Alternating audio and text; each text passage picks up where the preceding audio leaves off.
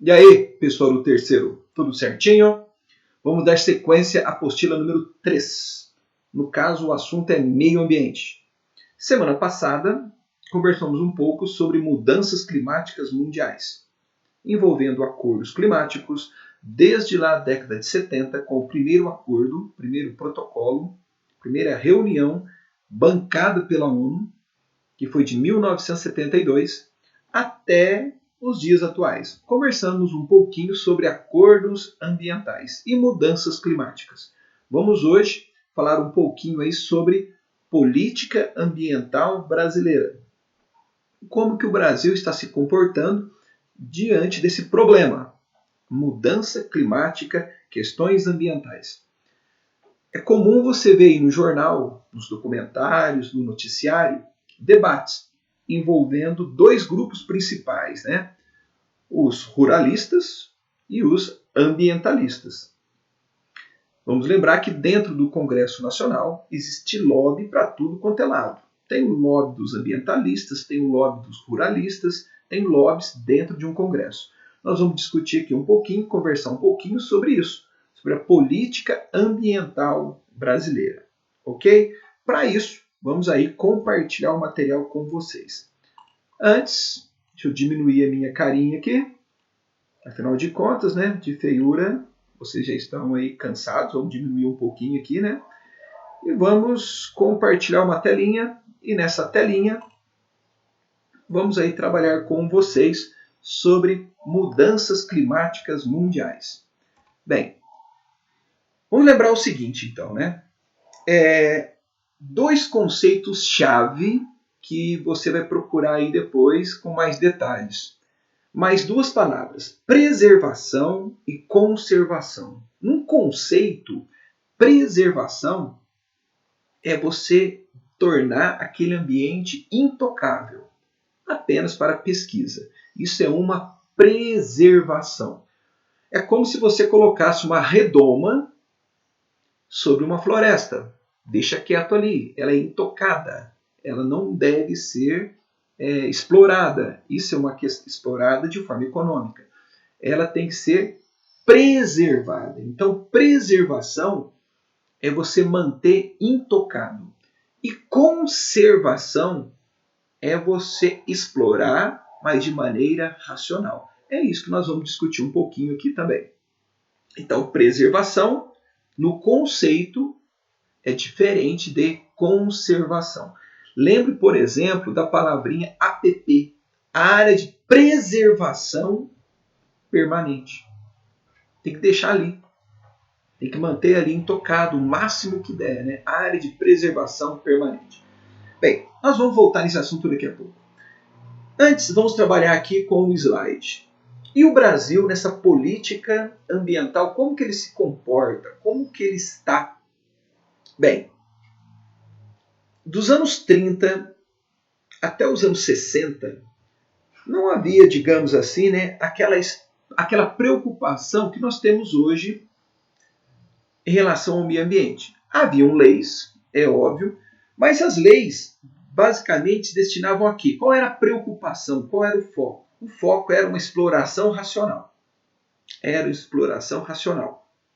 Haviam sim algumas leis, lógico, que buscavam, né, de uma maneira ou outra, preservar ali o ambiente. Lembre-se que preservação, na teoria, é não explorar.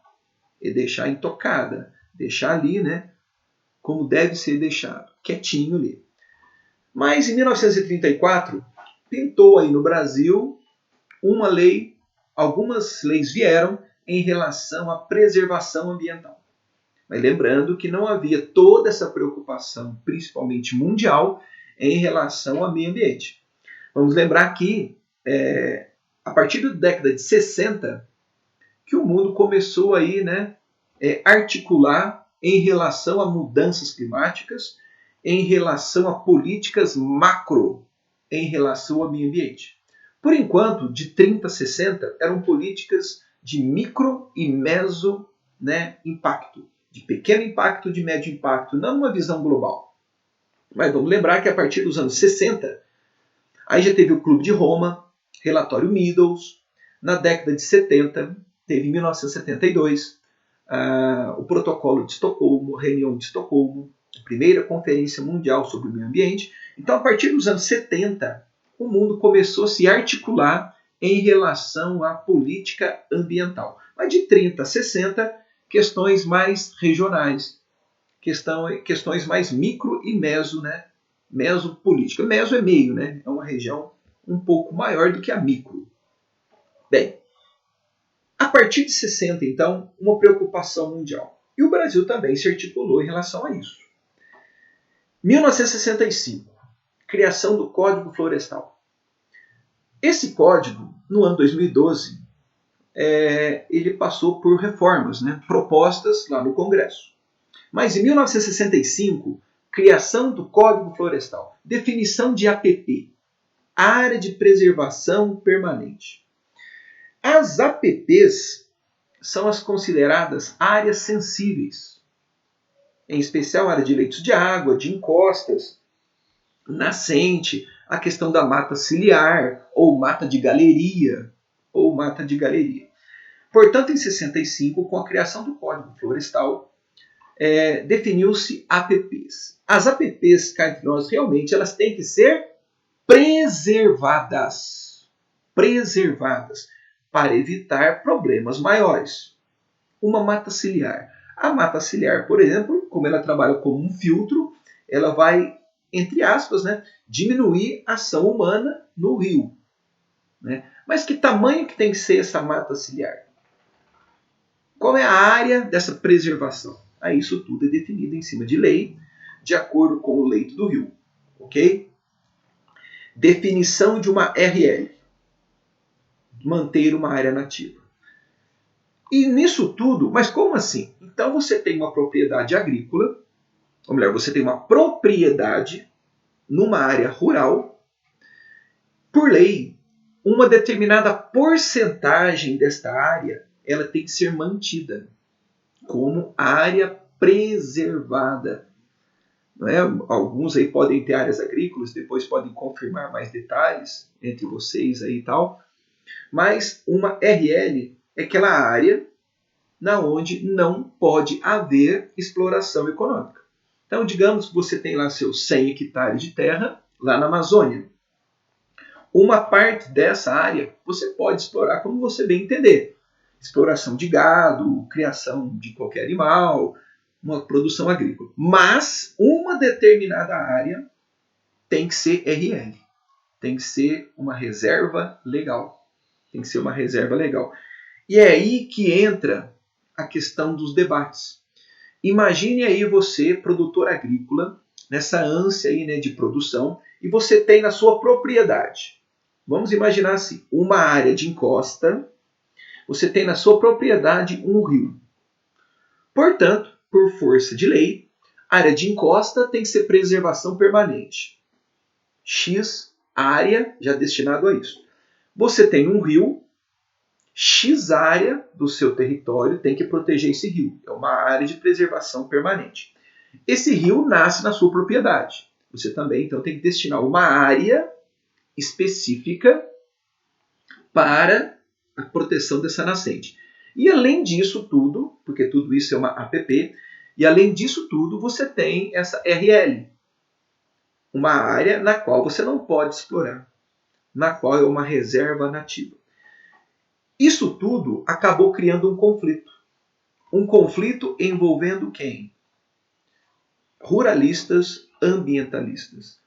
Os ambientalistas, é lógico, nessa ânsia de querer, lógico, proteger o seu espaço geográfico, querem manter as RLs, querem manter ou até ampliar as APPs. Já os ruralistas pensam justamente o contrário. Diminuir APPs e diminuir RLs. Lógico que a justificativa deles é produção maior, gerar mais dinheiro, gerar mais emprego. Já a preocupação dos ambientalistas é essa biodiversidade, é o balcão genético. Então você tem um conflito envolvendo ambientalistas e ruralistas. Bem, o que mais que a gente pode discutir aí? E o Brasil, como é que está nessa história toda? Vamos lembrar que, a partir então dos anos 60, nessa preocupação mundial, o Brasil também deu seu passo então. criou o Código Florestal. O Código Florestal que tem leis rígidas. Leis rígidas. E como as leis são rígidas, vamos lembrar de novo então, leis rígidas, fere um pouco o quê? Fere um pouco até um lado econômico. Bloqueia determinados avanços capitalistas. Em especial quem? Em especial os ruralistas. Em especial aquele pessoal que trabalha com o campo. O tal do agronegócio. Então você cria um conflito. E nisso tudo, o que nós também discutimos aqui?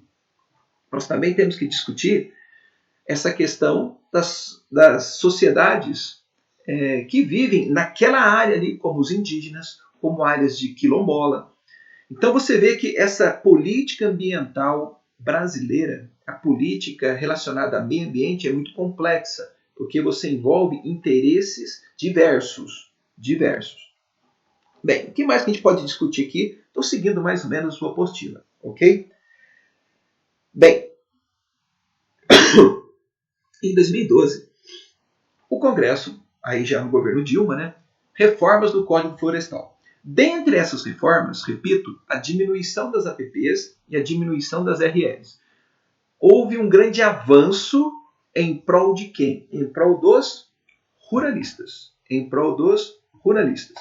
Antes, vamos lembrar mais ou menos como que funciona então. No ano 2000, por volta do ano 2000, aqui no Brasil se criou um sistema chamado SINUC. S-N-U-C. S-N-U-C. Que até está na sua apostila como Sistema Nacional de Unidade de Conservação. Sistema Nacional de Unidade de Conservação. SNUC. Sistema Nacional de Unidade de Conservação. E nessa história de Sistema Nacional de Unidade de Conservação, SNUC, SINUC, qual era o objetivo? O objetivo era criar áreas de proteção ambiental. Lembrando que já havia um Código Florestal. Mas, devido até essas pressões internacionais, vamos lembrar que o mundo estava se ajeitando aí, né, nessa questão do acordo, essa preocupação ambiental, na questão das mudanças climáticas. O Brasil também, lógico, se sentiu pressionado para impor as suas medidas, impor normas. Inclusive isso já estava destinado, né, já estava, digamos, pré-determinado nos vários acordos que estavam acontecendo pelo mundo.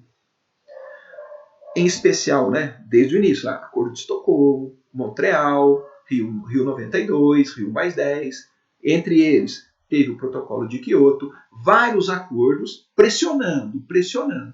Então, mesmo o Brasil tendo o seu Código Florestal, um código bacana, com leis rígidas, mas você sabe como são as leis aqui no Brasil, no ano 2000 se criou as SINUCs, Sistema Nacional de Unidade de Conservação. Qual era o objetivo? Regularizar as áreas preservadas. Ou seja, o objetivo era definir área de preservação ambiental. Mais normas, mais regras, e dessas áreas de regras e normas, as unidades de conservação são divididas em dois grandes grupos.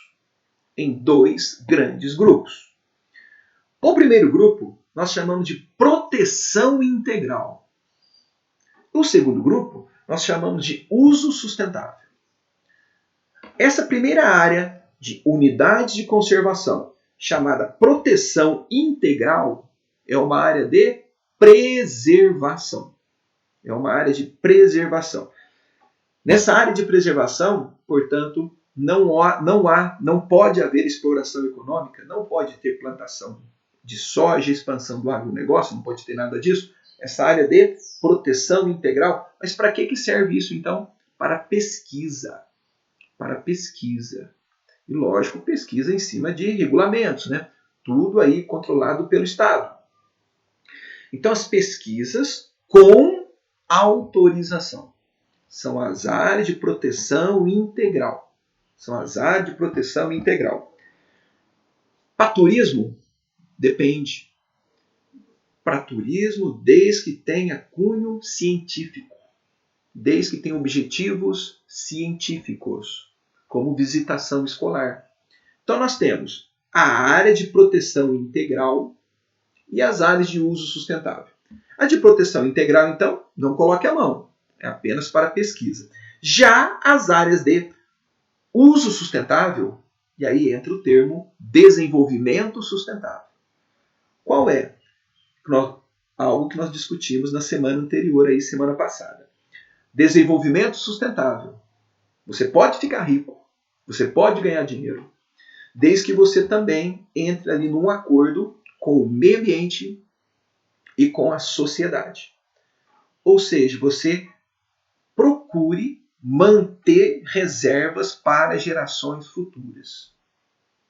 Então, o uso sustentável é uma exploração daquele espaço, mas respeitando limites de reposição.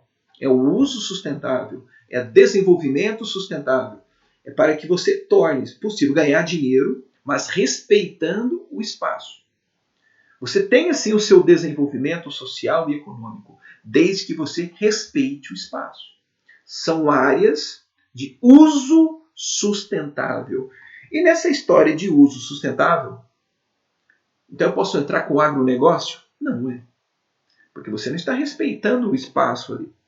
Então, as áreas de uso sustentável são basicamente para quê? É uma área de interação com a sociedade. Ok? É uma área de interação com a sociedade. Uso sustentável. Destina-se a quem? Reservas indígenas, a quilombolas.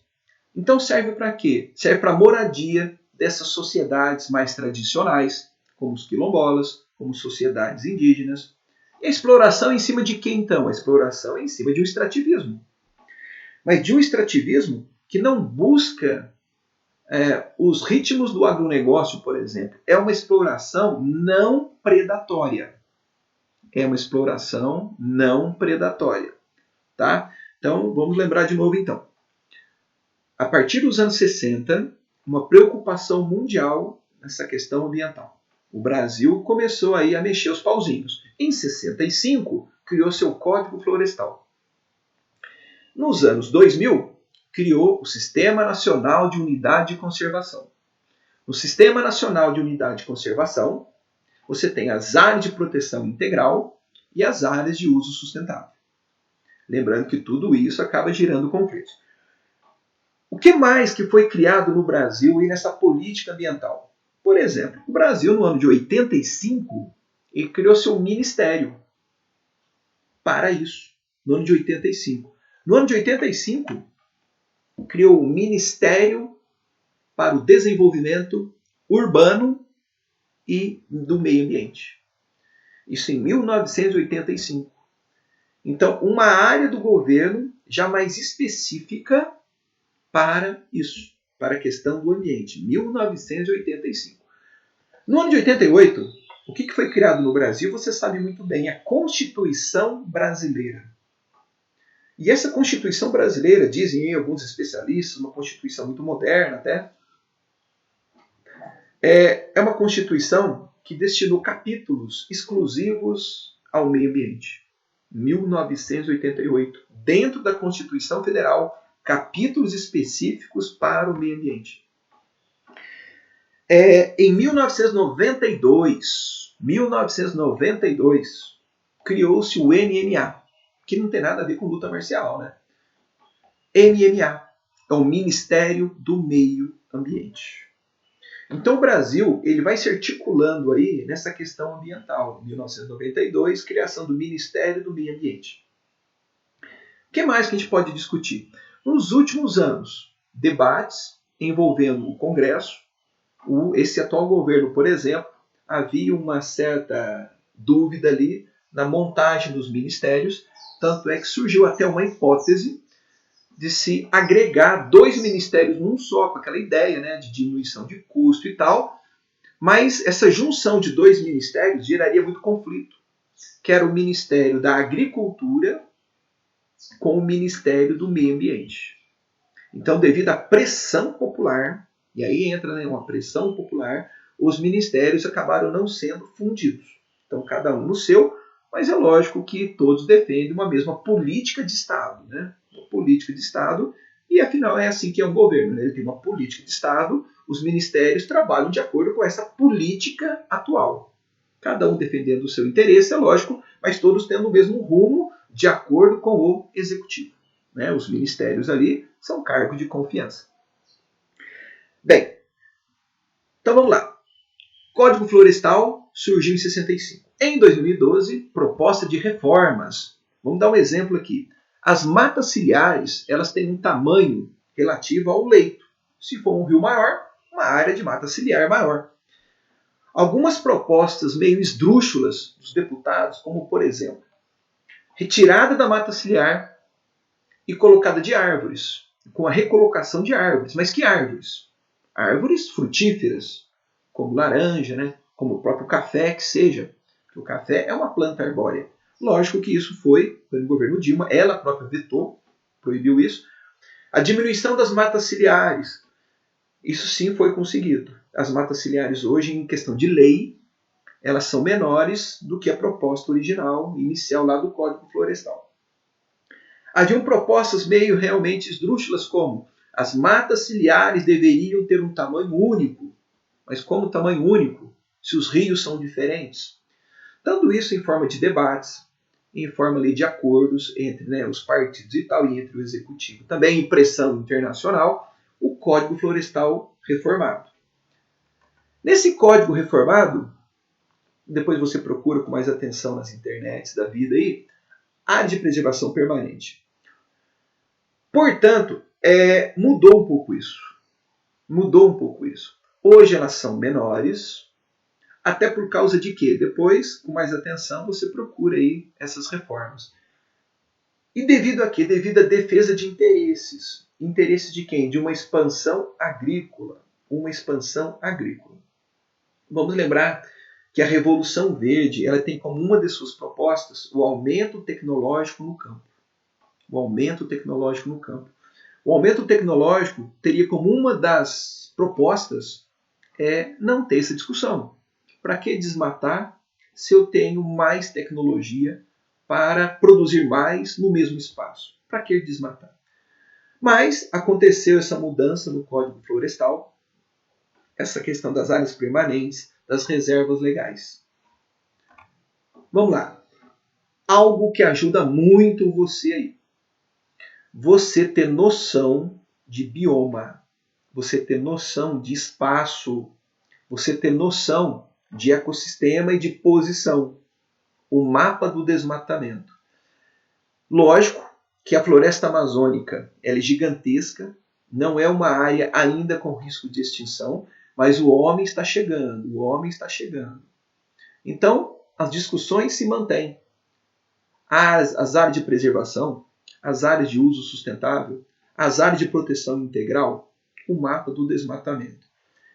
Lógico que o agronegócio tem uma boa cartada, né? Um bom zap, que é a participação no PIB e essa questão de busca pelo superávit, né? Porque o campo, cá entre nós, ele é meio alternativo ali, né? Ele depende muito de si próprio. Depende muito ali dele próprio, né? E o país depende também da agricultura até para a produção de alimentos e principalmente de matéria-prima, commodities, para alavancar a balança comercial do Brasil. Então é fundamental também você ter essa noção de onde está indo a agricultura, para onde está indo a agricultura. Por exemplo, aqui na região Nordeste, vamos lembrar que tem uma região interessante ali. Alguns chamam de Matopiba, outros de Mapitoba. Mapitoba ou Matopiba, que é uma região entre o Nordeste e ali um pedacinho da região Norte que envolve o agronegócio. Ali tem uma agricultura irrigada. Mas aí você está afetando quem? Talvez você esteja afetando a Caatinga, área de cerrado, e avançando, e avançando, e avançando. Então você tem que ficar um pouco ali, né, ligado às regiões. A exploração agrícola que está sendo feita ali. Que tipo de agricultura está sendo praticada ali. Aqueles debates envolvendo sociedades tradicionais, né, comunidades tradicionais, quilombolas, áreas agrícolas, sociedades indígenas. Então fique relacionado. Uma agricultura familiar. Então vamos lembrar de novo aí, para a gente fechar o assunto. Na SINUCS, Sistema Nacional de Unidade de Conservação, 2 áreas: de proteção integral e de uso sustentável. E para a gente fechar o assunto, então, palavras-chave do começo: preservação e conservação. Preservação. Você não coloca a mão, coloca uma redoma. E conservação. Você abre essa redoma, você usa, mas de maneira sustentável. Você usa de maneira sustentável. Então aquilo ali é para quilombola, aquilo ali é para reserva indígena, aquilo ali é para exploração não predatória. Show? E aí, você tem aí algumas reservas extrativistas que são áreas de uso sustentável. Uso sustentável.